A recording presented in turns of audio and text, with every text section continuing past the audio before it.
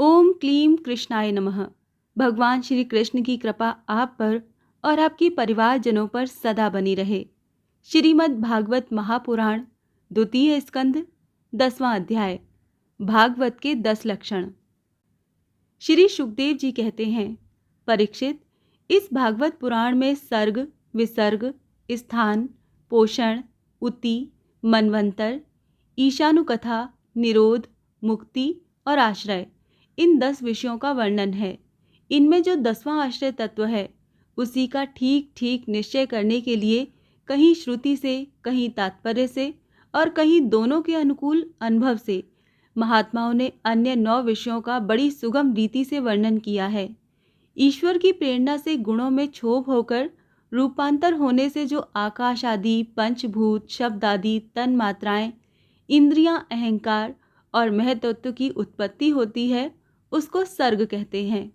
उस विराट पुरुष से उत्पन्न ब्रह्मा जी के द्वारा जो विभिन्न चराचर सृष्टियों का निर्माण होता है, उसका नाम है विसर्ग।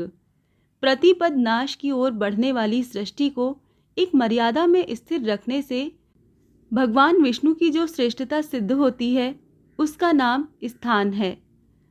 अपने द्वारा सुरक्षित सृष्टि में भक्तों के ऊपर उनकी जो कृपा होती है, उसका नाम है पोषण।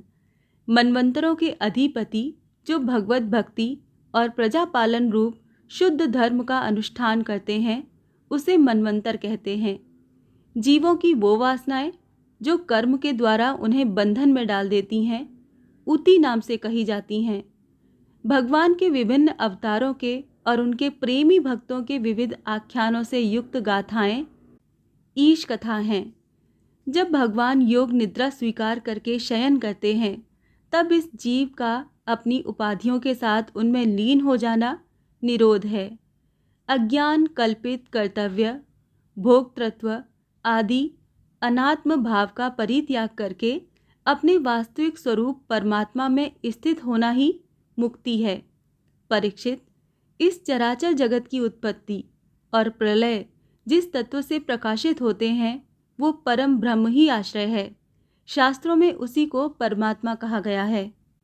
जो नेत्र आदि इंद्रियों का अभिमानी दृष्टा जीव है, वही इंद्रियों के अधिष्ठात्र देवता सूर्य आदि के रूप में भी हैं, और जो नेत्र गोलक आदि से युक्त दृश्य देह है, वही उन दोनों को अलग अलग करता है। इन तीनों में यदि एक का भी अभाव हो जाए तो दूसरे 2 की उपलब्धि नहीं हो सकती। अतः जो इन तीनों को जानता है, वो परमात्मा ही सबका अधिष्ठान आश्रय तत्व है। उसका आश्रय वो स्वयं ही है, दूसरा कोई नहीं। जब पूर्वोक्त विराट पुरुष ब्रह्मांड को फोड़ कर निकला, तब वो अपने रहने का स्थान ढूंढने लगा, और स्थान की इच्छा से उस शुद्ध संकल्प पुरुष ने अत्यंत पवित्र जल की सृष्टि की। विराट पुरुष रूप नर से उत्पन्न होने के कारण ही जल का नाम नार पड़ा, और उस अपने उत्पन्न किए हुए नार में वो पुरुष 1000 वर्षों तक रहा। इसी से उसका नाम नारायण हुआ। उन नारायण भगवान की कृपा से ही द्रव्य, कर्म, काल, स्वभाव और जीव आदि की सत्ता है। उनकी उपेक्षा कर देने पर और किसी का अस्तित्व नहीं रहता। उन अद्वितीय भगवान नारायण ने योग निद्रा से जगकर अनेक होने की इच्छा की। तब अपनी माया से उन्होंने अखिल ब्रह्मांड के बीज स्वरूप अपने सुवर्णमय वीर्य को 3 भागों में विभक्त कर दिया, अधिदैव, अध्यात्म और अधिभूत।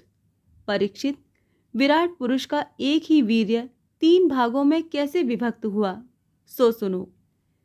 विराट पुरुष के हिलने डोलने पर उनके शरीर में रहने वाले आकाश से इंद्रिय बल, मनोबल और शरीर बल की उत्पत्ति हुई। उनसे इन सब का राजा प्राण उत्पन्न हुआ। जैसे सेवक अपने स्वामी राजा के पीछे पीछे चलते हैं, वैसे ही सबके शरीरों में प्राण के प्रबल रहने पर ही सारी इंद्रियां प्रबल रहती हैं, और जब वो सुस्त पड़ जाता है, तब सारी इंद्रियां भी सुस्त हो जाती हैं। जब प्राण जोर से आने जाने लगा, तब विराट पुरुष को भूख प्यास का अनुभव हुआ। खाने पीने की इच्छा करते ही सबसे पहले उनके शरीर में मुख प्रकट हुआ। मुख से तालु और तालु से रसेंद्रियां प्रकट हुईं।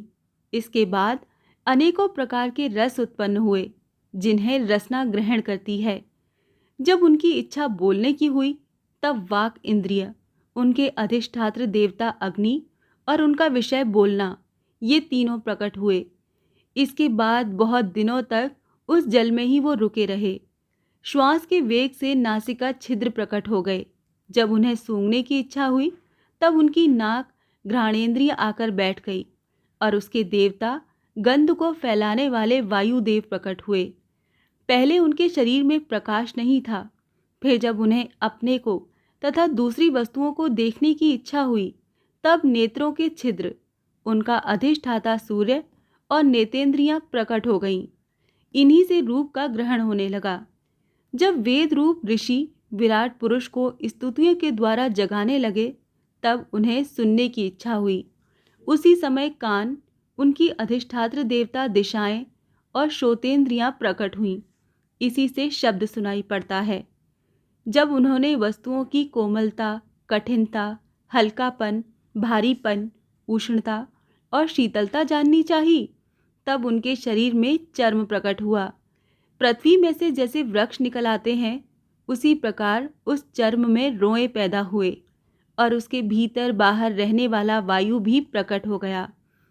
स्पर्श ग्रहण करने वाली त्वचा इंद्रिय भी साथ ही साथ शरीर में चारों ओर लिपट गई और उससे उन्हें स्पर्श का अनुभव होने लगा। जब उन्हें अनेकों प्रकार के कर्म करने की इच्छा हुई तब उनके हाथ उगाए।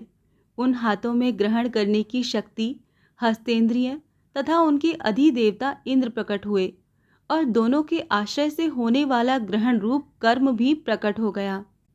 जब उन्हें अभीष्ट स्थान पर जाने की इच्छा हुई तब उनके शरीर में पैर उगाए। चरणों के साथ ही चरण इंद्रिय के अधिष्ठाता रूप में वहां स्वयं यज्ञ पुरुष भगवान विष्णु स्थित हो गए और उन्हीं में चलना रूप कर्म प्रकट हुआ। मनुष्य इसी चरणेंद्रिय से चलकर यज्ञ सामग्री एकत्र करते हैं। संतान, रति और स्वर्ग भोग की कामना होने पर विराट पुरुष के शरीर में लिंग की उत्पत्ति हुई। उसमें उपस्थेंद्रिय और प्रजापति देवता तथा इन दोनों के आश्रय रहने वाले काम सुख का आविर्भाव हुआ। जब उन्हें मल त्याग की इच्छा हुई तब गुदा द्वार प्रकट हुआ। तत्पश्चात उसमें पायु इंद्रिय और मित्र देवता उत्पन्न हुए। इन्हीं दोनों के द्वारा मल त्याग की क्रिया संपन्न होती है। अपान मार्ग द्वारा एक शरीर से दूसरे शरीर में जाने की इच्छा होने पर नाभि द्वार प्रकट हुआ। उससे अपान और मृत्यु देवता प्रकट हुए। इन दोनों के आश्रय से ही प्राण और अपान का बिछोह यानी मृत्यु होती है। जब विराट पुरुष को अन्न जल ग्रहण करने की इच्छा हुई तब कोख, आंतें और नाड़ियां उत्पन्न हुई। साथ ही कुक्षी के देवता समुद्र, नाड़ियों के देवता नदियां एवं तुष्टि और पुष्टि, ये दोनों उनके आश्रित विषय उत्पन्न हुए। जब उन्होंने अपनी माया पर विचार करना चाहा तब हृदय की उत्पत्ति हुई। उससे मन रूप इंद्रिय और मन से उसका देवता चंद्रमा तथा विषय, कामना और संकल्प प्रकट हुए। विराट पुरुष के शरीर में पृथ्वी, जल और तेज से 7 धातुएं प्रकट हुईं। त्वचा, चर्म, मांस, रुधिर, मेद, मज्जा और अस्थि। इसी प्रकार आकाश, जल और वायु से प्राणों की उत्पत्ति हुई। श्रोतादि सब इंद्रियां शब्दादि विषयों को ग्रहण करने वाली हैं। वो विषय अहंकार से उत्पन्न हुए हैं। मन सब विकारों का उत्पत्ति स्थान है और बुद्धि समस्त पदार्थों का बोध कराने वाली है। मैंने भगवान के इस स्थूल रूप का वर्णन तुम्हें सुनाया है। ये बाहर की ओर से पृथ्वी, जल, तेज, वायु, आकाश, अहंकार, महतत्व और प्रकृति, इन 8 आवरणों से घिरा हुआ है। इससे परे भगवान का अत्यंत सूक्ष्म रूप है। वो अव्यक्त, निर्विशेष, आदि, मध्य और अंत से रहित एवं नित्य है। वाणी और मन की वहां तक पहुंच नहीं है। मैंने तुम्हें भगवान के स्थूल और सूक्ष्म, व्यक्त और अव्यक्त जिन 2 रूपों का वर्णन सुनाया है, ये दोनों ही भगवान की माया के द्वारा रचित हैं। इसीलिए विद्वान पुरुष इन दोनों को ही स्वीकार नहीं करते। वास्तव में भगवान निष्क्रिय हैं। अपनी शक्ति से ही वो सक्रिय बनते हैं। फिर तो वो ब्रह्मा का या विराट रूप धारण करके वाच्य और वाचक शब्द और उसके अर्थ रूप में प्रकट होते हैं और अनेकों नाम रूप तथा क्रियाएं स्वीकार करते हैं।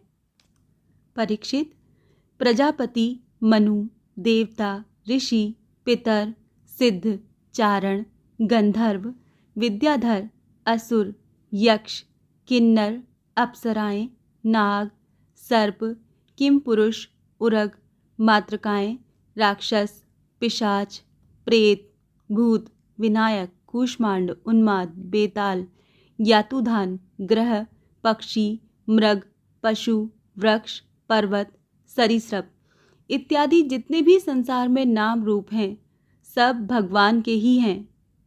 संसार में चर और अचर भेद से दो प्रकार के तथा जरायुज, अंडज, स्वदेज और उद्भिज भेद से चार प्रकार के जितने भी जलचर, थलचर तथा आकाशचारी प्राणी हैं, सब के सब शुभ अशुभ और मिश्रित कर्मों के तदनुरूप फल हैं। सत्व की प्रधानता से देवता, रजोगुण की प्रधानता से मनुष्य, तमोगुण की प्रधानता से नारकीय योनियां मिलती हैं। इन गुणों में भी जब एक गुण दूसरे दो गुणों से अभिभूत हो जाता है, तब प्रत्येक गति के तीन तीन भेद और हो जाते हैं। वो भगवान जगत के धारण पोषण के लिए धर्ममय विष्णु रूप स्वीकार करके देवता, मनुष्य और पशु पक्षी आदि रूपों में अवतार लेते हैं तथा विश्व का पालन पोषण करते हैं। प्रलय का समय आने पर वो ही भगवान अपने बनाए हुए इस विश्व को कालाग्नि स्वरूप रुद्र का रूप ग्रहण करके अपने में वैसे ही लीन कर लेते हैं जैसे वायु मेघमाला को। परीक्षित, महात्माओं ने अचिंतैश्वर्य भगवान का इसी प्रकार वर्णन किया है, परंतु तत्वज्ञानी पुरुषों को केवल इस सृष्टि, पालन और प्रलय करने वाले रूप में ही उनका दर्शन नहीं करना चाहिए, क्योंकि वो तो इससे भी परे हैं। सृष्टि की रचना आदि कर्मों का निरूपण करके पूर्ण परमात्मा से कर्म या कर्तापन का संबंध नहीं जोड़ा गया है। वो तो माया से आरोपित होने के कारण कर्तृत्व का निषेध करने के लिए ही है। ये मैंने ब्रह्मा जी के महाकल्प का अवान्तर कल्पों के साथ वर्णन किया है। सब कल्पों में सृष्टि क्रम एक सा ही है। अंतर है तो केवल इतना ही कि महाकल्प के प्रारंभ में प्रकृति से क्रमशः महत तत्व आदि की उत्पत्ति होती है और कल्पों के प्रारंभ में प्राकृत सृष्टि तो ज्यों की त्यों ही रहती है। चराचर प्राणियों की वैकृत सृष्टि नवीन रूप से होती है। परीक्षित, काल का परिमाण, कल्प और उसके अंतर्गत मनवंतरों का वर्णन आगे चलकर करेंगे। अब तुम पाद्य कल्प का वर्णन सावधान होकर सुनो। शौनक जी ने पूछा, सूत जी, आपने हम लोगों से कहा था कि भगवान के परम भक्त विदुर जी ने अपने अति दुस्तज्य कुटुंबियों को भी छोड़कर पृथ्वी के विभिन्न तीर्थों में विचरण किया था। उस यात्रा में मैत्रेय ऋषि के साथ अध्यात्म के संबंध में उनकी बातचीत कहाँ हुई तथा मैत्रेय जी ने उनके प्रश्न करने पर किस तत्व का उपदेश किया? सूत जी, आपका स्वभाव बड़ा सौम्य है। आप विदुर जी का वो चरित्र हमें सुनाइए। उन्होंने अपने भाई बंधुओं को क्यों छोड़ा और फिर उनके पास क्यों लौट आए? सूत जी ने कहा, शौनकादि ऋषियों, राजा परीक्षित ने भी यही बात पूछी थी। उनके प्रश्नों के उत्तर में श्री सुखदेव जी महाराज ने जो कुछ कहा था वही मैं आप लोगों से कहता हूँ। सावधान होकर सुनिए। श्रीमद् भागवत महापुराण का द्वितीय स्कंद यहाँ समाप्त होता है। ओम नमो भगवते वासुदेवाय।